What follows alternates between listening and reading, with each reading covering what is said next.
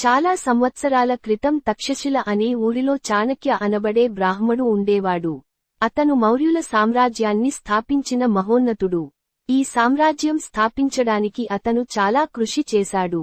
చాలా రాజ్యాలతో యుద్ధం చేసి చంద్రగుప్తుడిని రాజు చేశాడు.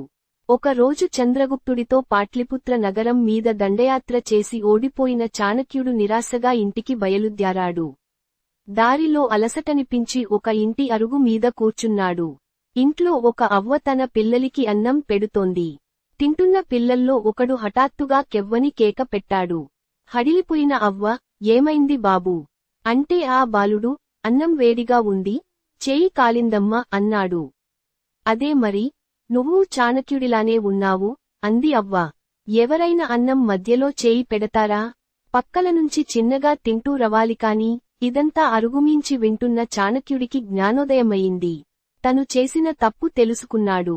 బలవంతులైన నందులతో యుద్ధం చేసేటప్పుడు వాళ్లకు బాగా పట్టు ఉన్న పాట్లిపుత్ర మీద దండి చేస్తే కలిగేది నిరాశే అని అర్థం చేసుకున్నాడు. ఆ తరువాత చంద్రగుప్తుడితో కలిసి చుట్టుపక్కలున్న చిన్న చిన్న రాజ్యాలను ఆక్రమిస్తూ నెమ్మదిగా పాట్లిపుత్ర